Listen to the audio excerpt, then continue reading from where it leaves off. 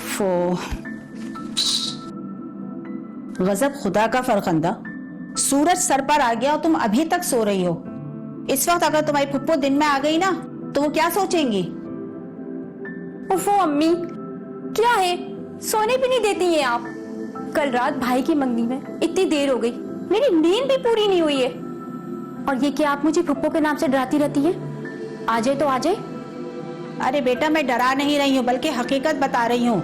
ये तो रिश्ता उन्होंने अपने बेटे और भाई की खुशी के लिए किया है, वो खुद थोड़ी राजी थी। और तुझे पता है मैंने उनसे तेरे बारे में क्या क्या कहा है कि फरखंदा पूरे घर को संभालती है। अरे बहुत तेज बुढ़िया है, अगर जरा सी भी भिनक पड़ गई ना तो वो रिश्ता ही खत्म कर देगी। अम्मी ऐसा कुछ नहीं होगा, आपको पता है ना मैंने कादिर को पूरा काबू किया हुआ है, पूरा काबू।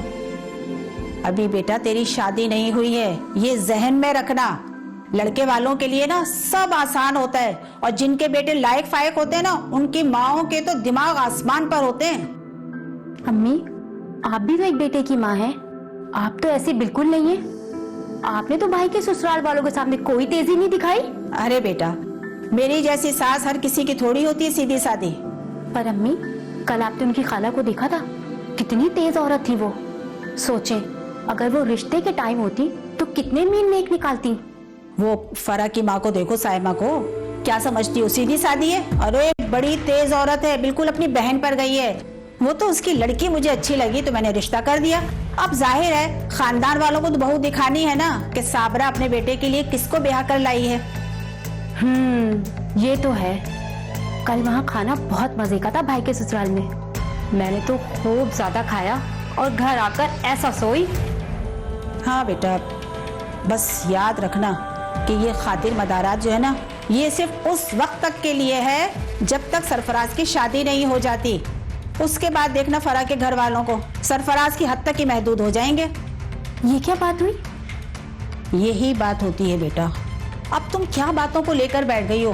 पुप्पो रात के खाने पर आ रही हैं, चल के किचन में मेरे साथ काम करवाओ, खाना तैयार करना है, आ जाओ जल्दी। अम्मी मैं नाश्ता तो कर लूं पहले। एक तो ये पुप्पो हर दूसरे दिन चली आती हैं।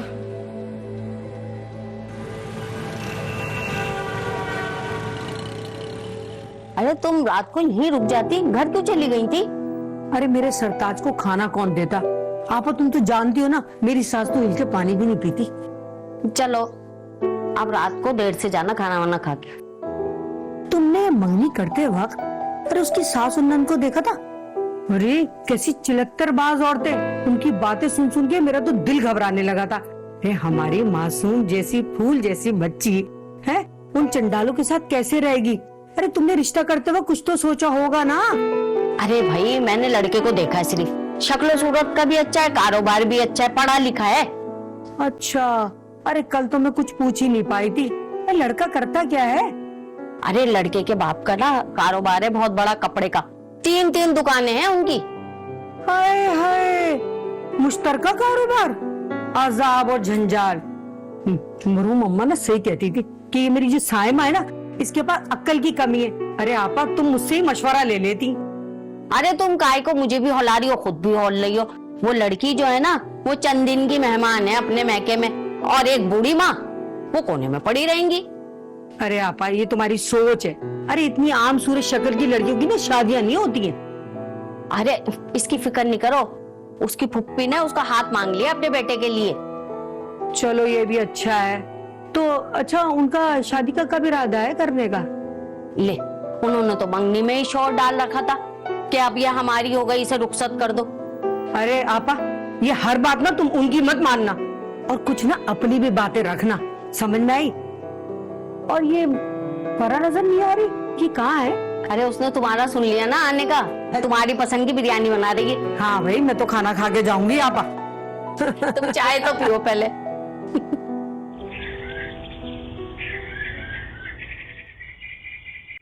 तुम्हारी अम्मा के ना तो अकल पे पत्थर पड़ गए, तू भी रिश्ते से इनकार कर देती। सरफराज तो इतने अच्छे हैं, ऊपर से हैंडसम भी हैं, और अब तो मंगनी भी हो गई, तो इन सब बातों का क्या फायदा खाला? सरफराज की बहन देखी कैसे बाल लाल पीले और ऊपर से नाम रख लिया फैरी, पता नहीं किस अकल के अंधे ने रख दिया। खाला आपका भी कोई जवाब नहीं। वैसे वो जो रिश्ता करवाने वाली बुआ है ना उसकी बेटी राबिया बता रही थी फरखंदा नाम है उसका, फरी नाम उसने खुद ही रख लिया। और जब उसके अब्बा उसको पुराने नाम से बुलाते हैं ना तो बहुत बड़बड़ाती है। फरहाद, जब तुम्हारे फेरी से झगड़ा हो ना तो असली नाम लेना उसका। और मैंने आपा से कहा था कि है ना फरा को ना तेज कर दे, वो कहीं चंडालों से मुकाबला कर सकती है। और सरफराज से तुम्हारी बात हुई फोन पे?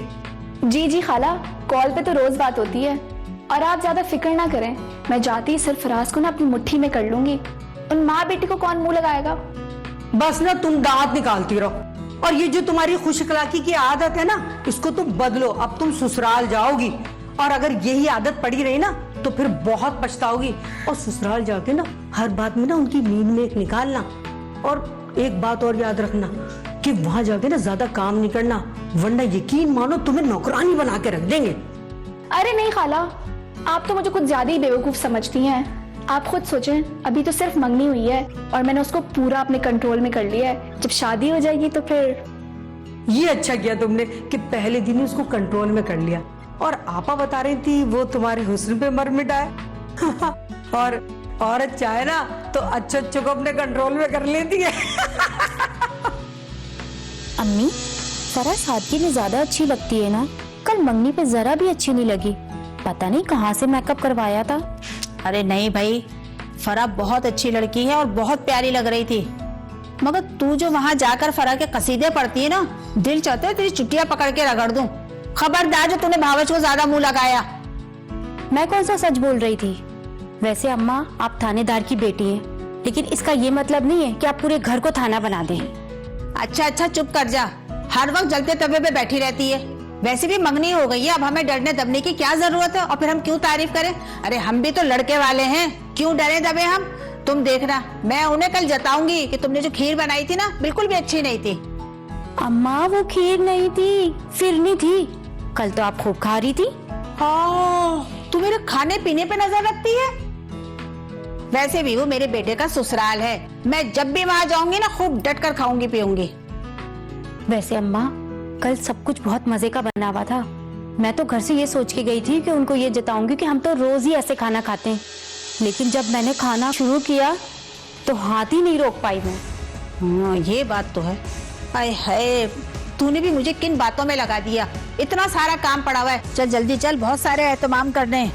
अरे कौन सा एहतमाम, किसका एहतमाम हो रहा है भाई? अरे तुम्हारी फुप्पो आ रही हैं।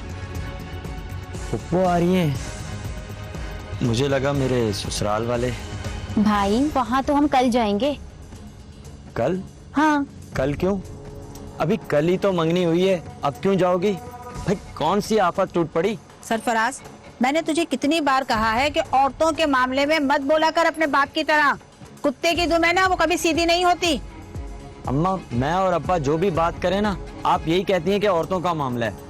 तुझे बड़ा बुरा लगता है, बड़ा ससुराल वालों का हिमायती बना हुआ है। अरे नई नई रिश्तेदारी है, रोज ही आना जाना पड़ेगा। इसीलिए फुप्पो भी हर हफ्ते यहाँ आ जाती हैं। क्यों ना आए, उनकी बहू का घर है। वैसे ये अच्छा है अम्मा, बहू के घर वालों का ही खर्चा करो बस। अच्छा बस चल जा, हमें काम करने दे, बहुत काम पड़ा है। हाँ जा रहा हूँ। अब कोई खाना भी दे दो मुझे, बहुत भूख लग रही है। फेरी, जब भाई के लिए कुछ खाने का लेकर आ। अम्मी, मैं भी तो थकी हुई हूँ ना। अरे बेटा, कुछ ही दिनों की तो बात है, फरा आ जाएगी, वो किचन संभाल लेगी। जा मेरी बच्ची। बेटा, वो मुझे 30,000 रुपए चाहिए। मत 30,000? किस खुशी में?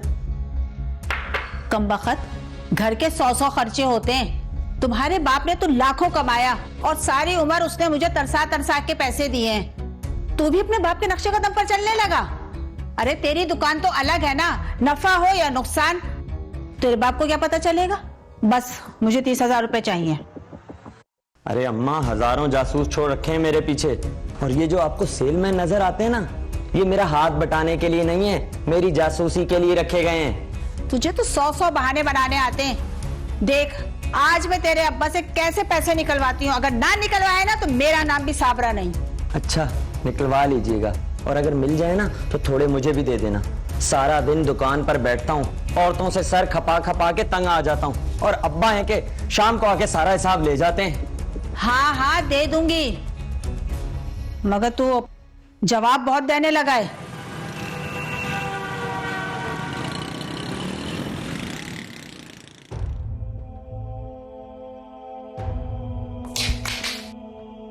अम्मी, क्या वो दिए भाई ने पैसे? कहाँ दिए? 100 बहाने बना दिए। अभी उसका ये हाल है तो शादी के बाद तो वो जोरू का गुलाम हो जाएगा। और वैसे भी फैरी, तुम्हारी दोस्ती करने की ना बहुत जल्दी आदत है। हर किसी को तुम दोस्त बना लेती हो। फरा भाभी से दोस्ती करने में परहेज करना, उसके हर काम में मीन मेख निकालना। खबरदार जो तूने उसकी तारीफ की। अम्मी, आप मुझे क्या समझा रही हैं? मैं छोटी बच्ची थोड़ी हूँ। मुझे बहुत अच्छे तरीके से पता है कि भावच को किस तरह जूती के नोक पे रखा जाए, वरना वो फैल जाएगी, कल को हमारे सर पे नाचेगी। और हाँ सुन, भाई से ना कभी उसकी तारीफ नहीं करना। भाई तो वैसे ही उसकी अदाओं का दीवाना है। जैसे ही फरा का नाम लो और वो तारीफों के पुल बांधना शुरू कर देता है। बहुत ही गुस्सा आता है मुझे उसके ऊपर। अच्छा अम्मी, वो जो सलमा है ना, वो पूछ रही थी तुम लोग शादी की तैयारी कहाँ से कर रहे हो, कपड़े कहाँ से सिलवा रहे हो? कह रही थी कपड़े सिलवाने के चक्कर में नहीं पड़ना, किसी बुटीक से ले लेना।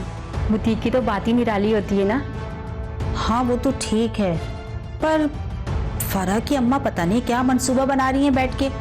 जल्दी शादी के लिए वो हाँ ही नहीं कर रही। पर अम्मी, फरा तो हमारी है ना, जब चाहे ले आए। वो तो ठीक है। मुझे तो उसकी खाला बहुत बड़ी सियासतदान लगती है। पता नहीं क्या क्या गुल खिलाएगी। अम्मी क्यों डरा रही हैं? हम क्या किसी से कम है? अपनी जबान से ऐसे ऐसे वार करूंगी कि अगला पानी भी नहीं मांगेगा। और बात सुने, इस बार जाएंगे ना तो शादी की तारीख लेके ही वापस आएंगे। बिल्कुल सही। देखते कैसे नहीं देती हैं तारीख। हाँ अब देखते हैं।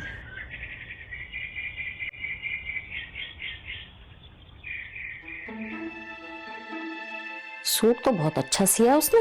हाँ अम्मी, सारे सूट बहुत प्यारे हैं।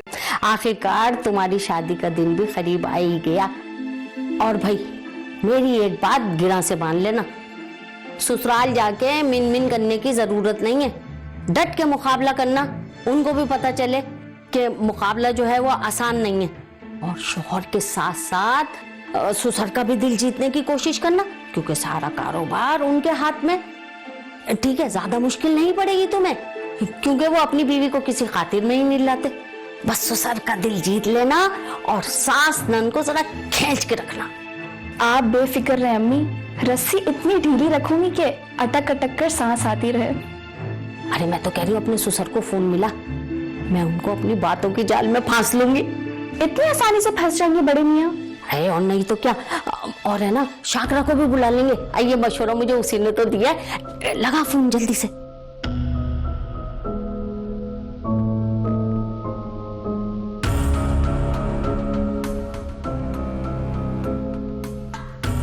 अस्सलाम वालेकुम खैरियत बहन। हाँ हाँ, सब खैरियत है। दरअसल मैंने इसलिए फोन किया था कि फरा को ना आपकी बहुत याद आ रही है। अरे बिल्कुल बाप जैसा प्यार करती है वो आपसे। खाना बना रही है और वो चाह रही है कि आज शाम में आप आके हमारे साथ खाना खाएं और अपनी दुआओं से भी नवाज दें उसे सर पे हाथ रख के। तो ठीक है, मैं घर वालों को कह देता हूँ। नहीं नहीं, आज आप अकेले आ जाएं, मुझे ना आपसे बात करनी है बहुत जरूरी। चलिए ठीक है, मैं आ जाता हूँ। ठीक है, अल्लाह हाफिज। ठीक है, अल्लाह हाफिज, शाम में मिलते।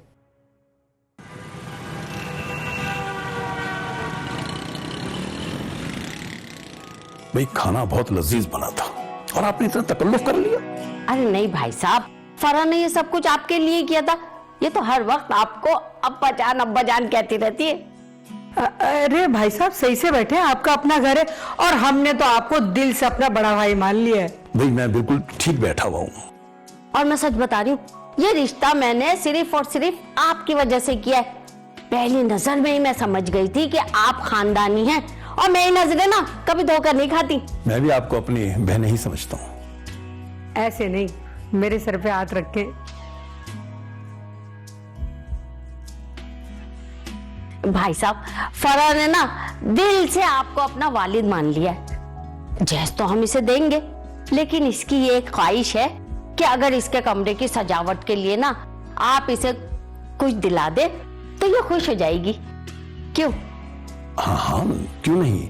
वैसे भी अल्लाह का दिया बहुत कुछ है, पैसे की कमी नहीं है और जेस तो हमें चाहिए ही नहीं है। भाई बच्चे हमारे घर आ रही है, सब कुछ उसी का है। अरे भाई साहब, ये तो आप कह रहे हैं ना, अब सारी दुनिया में आपकी तरह फरिश्ता सिफत इंसान तो नहीं होते ना, और फिर आपके घर वाले। देखिए, मुझे लोगों की जुबानें बंद करवाना आता है, और हाँ, फरहा के कमरे के लिए टीवी और फ्रिज मैं लेके दूंगा, और एक खूबसूरत सा कालीन, मैचिंग पर्दे, ये भी मेरी तरफ से होंगे। भाई आखिर को मेरी बेटी आ रही है मेरे घर में। शुक्रिया अब्बा जान। देखिए ना, वहाँ तो आपके घर वाले होंगे, और उनके दबाव में आके अगर आपने ऐसा नहीं किया ना, तो मेरी बच्ची का ना दिल टूट जाएगा भाई साहब। एक हल है, अगर आप चेक बना दे तो फरहा ना आपकी तरफ से सब कुछ खरीद लेगी, है ना? बिल्कुल ठीक है भाई, मैं कैश का चेक पहुंचा दूंगा। भाई मर्जी से मेरी बेटी जो दिल चाहे ले ले। हाँ ये ठीक है ना फरहा? भाई मुझे तो अपनी बच्ची की खुशी अजीज है। अरे आपा, तुमने बड़े मियाँ को बुला के ना पैसे निकलवा के बहुत अकलमंदी की है। अरे उनसे तुमने कह दिया ना, आपके घर की औरतों को तो नहीं बताएंगे ना? अरे ये बात तो मैंने उन्हें अच्छी तरह समझा दी कि हर बात बीवी से कहने की नहीं होती, और नहीं कहेंगे, क्योंकि फरहा को अपनी बेटी और हम दोनों को वो बुड्ढा जो है ना बहने मानने लगा है, इसी ख्याल से कुछ नहीं कहेंगे। और कैसे कहेंगे, वो बीवी और जो बेटी है चढ़ नहीं दौड़ेंगी उनके ऊपर। अरे आपा, इस वाक़े से पहले ना मैं तुम्हें बेवकूफ समझती थी, लेकिन अब नहीं। अच्छा, जहेज में क्या क्या बना रही हो, सभी कुछ दोगी ना? अरे बेटी को समझा देना कि कोई भी जहेज का सामान इस्तेमाल ना करे। अरे जब कोई ससुराल वाला इस्तेमाल करता है ना आपा, बड़ा दिल दुखता है। अरे हाँ, मैंने फरहा को अच्छी तरह समझा दिया है। अरे आपा, हमारे इलाके में ना 4 महीने पहले एक लड़की ब्याह कर आई थी, और उसके ससुराल वालों ने अपने घर का सारा सामान 2 छती पे डाल दिया। उस बेचारी का सारा जहेज इस्तेमाल करती रही, और वो छोटी नन, वो तो बिस्तर कंबल वो तक इस्तेमाल कर रही थी। अरे वो लड़की होगी गूंगी बहरी, मेरी फरहा ऐसी नहीं है। मैंने कह दिया है कोई जुल्म सितम बर्दाश्त नहीं करना, डट के मुकाबला करना। मेरी बच्ची कोई गिरी पड़ी है? और मैं कौन सा सास नंदों की खिदमत के लिए भेज रही हूँ? आपा, उनके ना घर वालों की ज्यादा खातिर करने की जरूरत नहीं है। हाँ, कभी कभी ना लड़के को चाय पे बुला लिया करो। अरे जैसे तुमने बाप को मुट्ठी में लिया ना, ऐसे बेटे को भी मुट्ठी में ले लो। अरे लड़के को ना अकेले नहीं बुलवाया जा सकता, दुकान पे बाप बेटे दोनों साथ बैठते। तो मैंने ये सोच लिया, अब जब भी बड़े मियाँ को बुलाऊंगी ना, तो कहूंगी बेटे को भी साथ लेकर आओ। अरे आपा, तुम तो बहुत अक्लमंद हो गई। अरे हाँ, मैं तो शुरू से ही अक्लमंद हूँ। पता नहीं अम्मा मरूमा को मेरे से क्या बैठता, हर वक्त बेअकल कह के मेरा दिमाग खराब करा हुआ था उन्होंने तो। अरे हट। अरे आपा, पहले तुम थी ऐसी। अरे हाय, गाते गाते गवैये बन जाते हैं।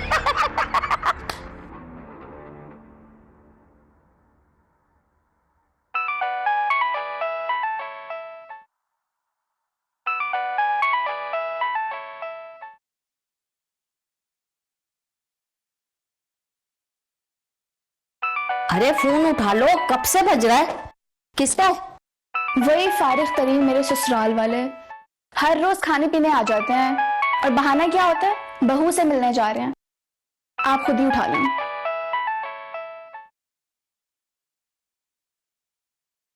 जी हेलो।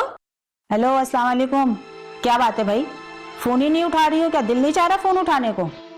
नहीं, बस थोड़ी मसरूफियत चल रही है आजकल। वो दरअसल मेरी बहन भी आई हुई है ना, शाकरा, और वो मुझसे कह रही है आपके घर आने का, तो हम दोनों आ रहे हैं आज शाम आपके घर। ओ अच्छा, लेकिन हमारा प्रोग्राम है आज तो आपकी तरफ आने का। वो फरखंदा कह रही थी कि फरहा भाभी से मिलने को बहुत दिल चाह रहा है, काफी दिन हो गए।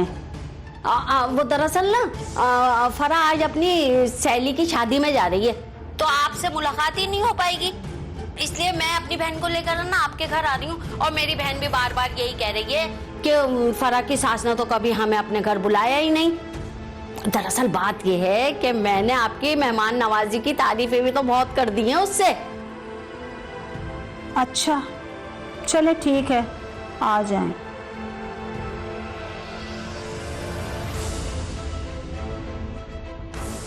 अम्मी क्या हुआ, मुंह क्यों लटका हुआ है? क्या कह रहे हैं वो लोग? क्या कहेंगे, हमारे घर पर तशरीफ ला रहे हैं जी, वो भी अपनी खाला को लेकर। अरे ये कोई शरीफों के तेवर होते हैं? मैं कह रही हूँ कि हम आपके घर आ रहे हैं, और उन्होंने रट लगाई हुई कि नहीं हम आपके घर आ रहे हैं। मैं तो फंस गई यहाँ पर रिश्ता करके। बहुत ही बदलिहाज लोग हैं। लो अम्मा, अब इतनी गर्मी में मुझे किचन में घुसना पड़ेगा। मैंने तो प्लान कर रखा था कि वहीं जाकर खाना खाएंगे। आप भी ना बहुत भोली हो। उन्होंने कहा और आपने मान भी लिया। कोई बहाना ही कर देती। क्या बहाना बनाती मैं? मेरे तो आग लग गई है सुन के कि उसकी बहन भी हमारे घर पर आ रही है। लोग तो बेटी के घर पानी पीना भी पसंद नहीं करते हैं, और एक ये लोग हैं खाने पीने के लिए आ रहे हैं। अभी भी टाइम है अम्मा, रिश्ता खत्म कर दे। तेरे मुंह में खाक। सोच समझ कर तो बोला कर। अरे पूरे खानदान में मैंने मिठाई बांट दी है, और तेरी फुप्पो वो को तो मौका मिल जाएगा रिश्ता खत्म करने का। और तुझे पता है ना कि कादिर कितना अच्छा लड़का है, और अपने भाई के ससुराल वालों से तो कभी कोई अच्छी उम्मीद नहीं रखना, चाहे कितने ही अच्छे ऊंचे लोग हों, मगर अपनी मक्कारी जरूर दिखाते हैं।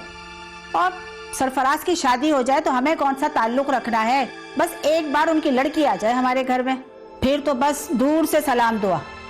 चल अब जल्दी से तैयारी कर। चलो गर्मी में फिर किचन में घुसे। आ जाओ। वाह अम्मी, आपका तो जवाब नहीं। कैसे रोका आपने इनको आने से? और नहीं तो क्या, जब दिल चाहता मुंह उठा के चली आती। अरे हमें कभी नहीं बुलाती। भाई जैसे उनका दिल चाहता ना अपनी बहू से मिलने का, हमें भी अपने दामाद से मिलने का इतना ही शौक है। और आज ही चलेंगे, तुम्हारे ससुर घर में होंगे, वो अच्छी खातिरदारी करवा देंगे हमारी। अरे आपा, लेकिन मुझे क्या पता साथ जाना है, मैं तो आम से कपड़े पहन के आई हूँ। आई तो क्या हुआ, इसमें कौन सी बड़ी बात हो गई? मेरा सूट पहन ले निकाल के जो दिल चाह रहा है। हाँ ये ठीक है, लेकिन आपा कुछ लेके भी तो जाना पड़ेगा। अरे हाँ, एक खर्चा तो करना ही पड़ेगा। ऐसा करेंगे, रास्ते से मिठाई ले लेंगे। मेरा तो ख्याल है मिठाई महंगी पड़ेगी, वो आइसक्रीम का फैमिली पैक ले लेते हैं, वो सस्ता पड़ेगा। वो लोग कहीं बातें ना बनाएं। अरे बनाने दे बातें, शाकरा बिल्कुल सही कह रही है। हम फैमिली पैक ही लेके जाएंगे उनके घर। और भाई ससुराल वालों के बारे में ये मत सोचो वो क्या सोचेंगे और क्या नहीं सोचेंगे। अगर हम उनके आगे अपनी खाल भी बिछा देना उतार के, वो फिर भी बुराई मानेंगे, अच्छाई में नाम नहीं लेंगे कभी भी। अरे ससुराल होता ही ऐसा है आपा। अरे चल हटा, इसे तो फिक्र लगी रहती है बस।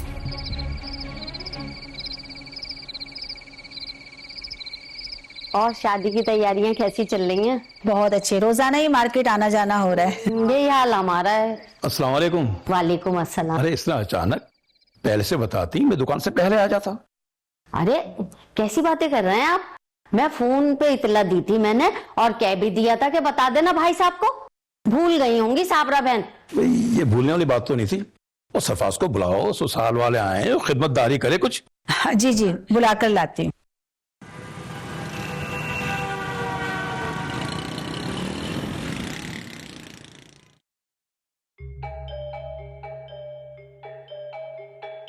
चौथी बार शीशे के सामने देखकर बाल बना रहे हो।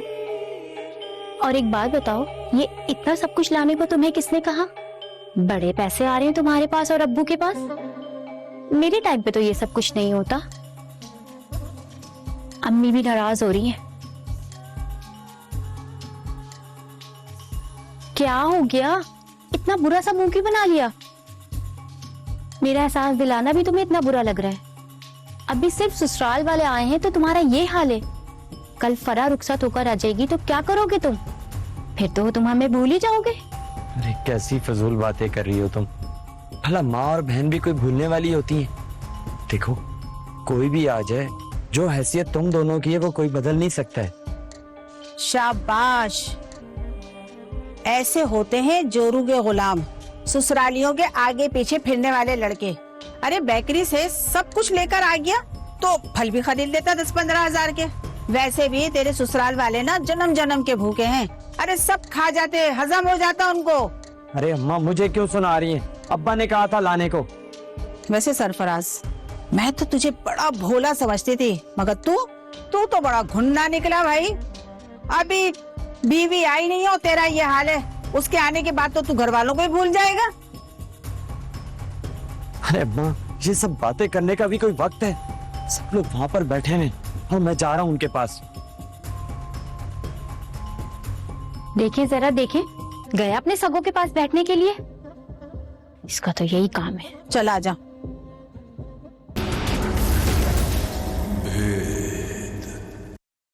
अरे भाई मेरे तो सर में दर्द हो गया, कितना बोलती हैं ये अम्मा बेटियां। है आपा, तुमने खाना देखा था? अरे नवेद भाई भी शर्मिंदा हो रहे थे। अरे जैसे बाजार से नाश्ता लाए थे ऐसे खाना भी ले आते। सरफराज इतना सारा नाश्ता ले आया, मेरा तो उसी से पेट भर गया। और वैसे भी इन माँ बेटियों से कोई अच्छी उम्मीद नहीं लगाना, क्योंकि भाई ये ईंट और पत्थर का रिश्ता है।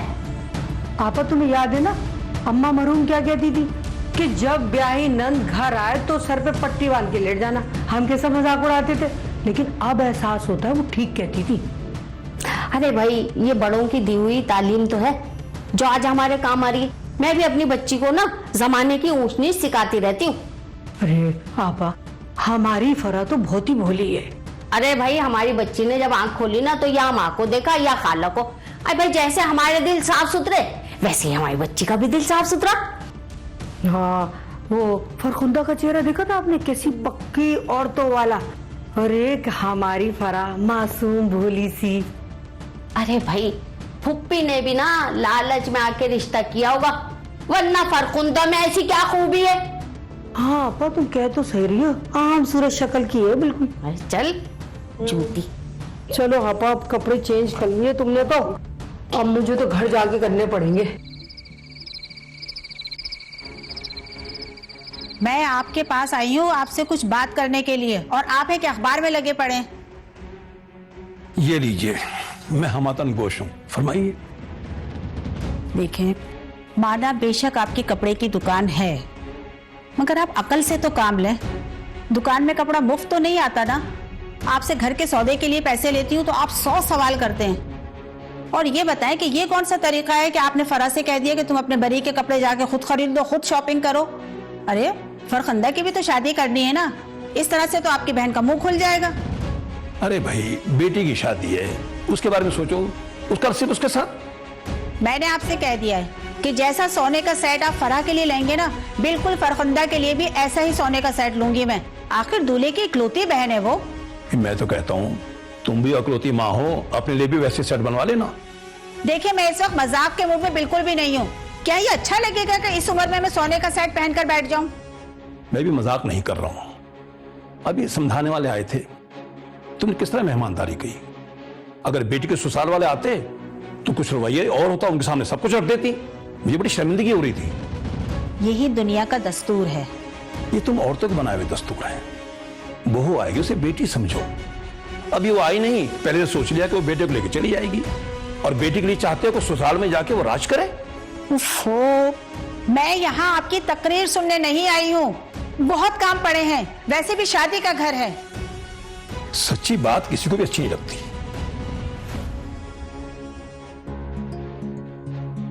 आखिरकार हमारी शादी के दिन करीब आए गए। मैं तो एक एक दिन गिन के गुजार रहा हूँ। बहुत खुश हैं आप। जाहिर है, क्या तुम खुश नहीं हो? खुश तो हूँ, लेकिन थोड़ा सा डर भी है। डर? किस बात का? आप और अब्बू तो बहुत अच्छे हैं, लेकिन फरखंदा और अम्मा का डर है। अरे तुम फिक्र मत करो, मैं हूं तुम्हारे साथ। और वैसे भी अम्मी मुझे चोरू का गुलाम कहती हैं। अब सर्टिफिकेट मिल गया तो बन के भी दिखाऊंगा। बस तुम यूं ही हंसती रहा करो, अपनी सारी टेंशन मुझे दे दो। देखो, तुम्हें बरी के जोड़ों की फिक्र थी ना, अब्बा ने तुम्हारा सारा मसला हल कर दिया। तुमने खुद जाके अपनी शॉपिंग की। उसके बाद तुम्हें शादी के जोड़े की फिक्र थी। तुम जिस शॉप से सूट पसंद करके आई थी, मैं अम्मा और फरखंदा को उसी दुकान पे ले गया और कहा कि मेरे दोस्त की दुकान है। अच्छा, तो फिर कीमत सुनकर कुछ कहा नहीं उन्होंने? अरे कहना क्या था, मुझे तो 100 बातें सुनाई उन्होंने कि इतना महंगा जोड़ा ले लिया, जरा सा भी डिस्काउंट नहीं दिया तुम्हारे दोस्त ने। अच्छा, फिर तो वो समझ गई होंगी। अरे समझती हैं तो समझ जाएं। जो तुम्हें ड्रेस पसंद आया वो तुम तक पहुंच गया। अब मैं तुम्हें उस ड्रेस को पहने हुए अपनी दुल्हन देखना चाहता हूँ। अम्मी, आपने बारात के इंतजामात देखे थे? बिल्कुल भी अच्छा नहीं था ना, कुछ भी अच्छा नहीं था। और खाना तो बिल्कुल भी नहीं अच्छा बनवाया था उन्होंने। एक अगलौती बेटी थी, कम से कम 5-6 डिश तो बनवाते। और वो दूध पिलाई की रस्म, उसकी कजन्स, फरा की कजन्स ऐसे पैसे मांग रही थी जैसे हमारे पास उन्होंने पैसे रखवाए हुए हों। और तुमने वो नहीं देखा क्या? साइमा और शाकरा का रवैया? बिल्कुल ही उनके तो तेवर बदले हुए थे भाई। उन्होंने तो हमें लिफ्ट ही नहीं करवाई। जाहिर है मतलब जो निकल गया, बेटी को ब्याह दिया उन्होंने, अब थोड़ी हमारे आगे पीछे फिरेंगी वो। हाँ, अब देखें बेटी क्या गुल खिलाती है। चलो भाई, मैं तो थक गई अपने मैं भी जा रही हूँ अपने रूम में। हाँ, जा अपने कमरे में जा भाई, बस। हाय अल्लाह, खैर से मेरी बच्ची अपने घर की हो गई। हाँ आपा, सब कुछ अच्छे से हो गया और हमारे यहाँ खाना भी बहुत अच्छा था। हाँ भाई, हमारा तो सारा काम अच्छा हो गया। अब उनके वलीमे की तैयारी देखनी है कैसी करते हैं। और आपा, वो फरकुंदा और साबरा को देखा था तुमने? कितनी तैयार होकर आई थी, फिर भी अच्छी नहीं लग रही थी। और मेरी बच्ची को देखा था, कितना रूप चढ़ा था उस पे। अल्लाह, मैंने तो नजर भर के नहीं देखा अपनी बच्ची को, कहीं माँ की नजर ना लग जाए उसे। अरे आपा, हमारी फरा है ही बहुत प्यारी। और उसके ससुराल वालों को देखा था, ऐसे खाने पे टूट रहे थे जैसे बरसों के भूखे हो। अरे अल्लाह, तेरी हर चीज पे नजर थी। हाँ तो क्या करती, वो भी तो ऐसी चालाकू औरतें हैं।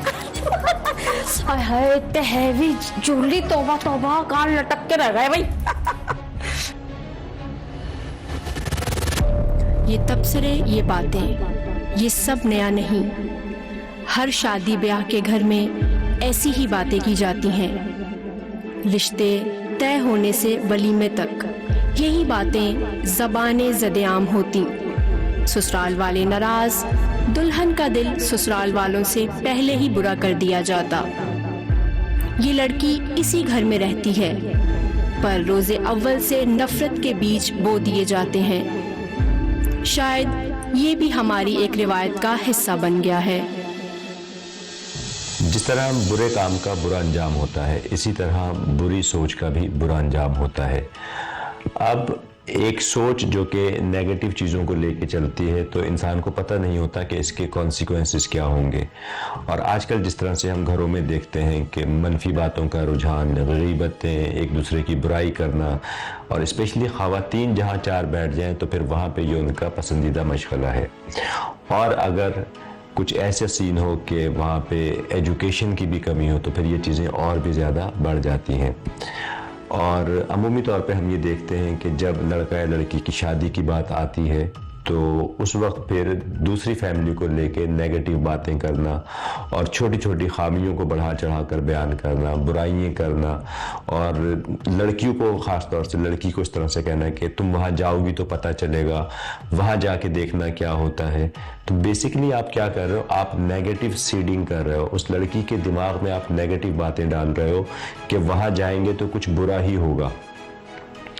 अब इवेंचुअली होता यही है कि जब आपने एक लड़के को या लड़की को आपने नेगेटिवली ब्रेन वॉश कर दिया, उसकी नेगेटिव प्रोग्रामिंग कर दी, तो वो जब वहाँ पे जाएगी तो वहाँ पे भी उसको वो नेगेटिव चीज़ें वो कैप्चर करेगी। उसका माइंड नेगेटिव चीज़ों को फोकस करेगा। वो हर अच्छी चीज़ को तो इग्नोर कर देगी, लेकिन बुरी चीज़ें उसके दिमाग में रह जाएंगी, बुरी चीज़ों को हाईलाइट करेगी। फिर ये सिलसिला यहाँ नहीं रुकता, बल्कि फिर वो लड़की आके अपने घर में वही सारी चीज़ें रिपीट करती है, रिलेट करती है कि आपने बिल्कुल सही कहा था, वैसा ही हो रहा है।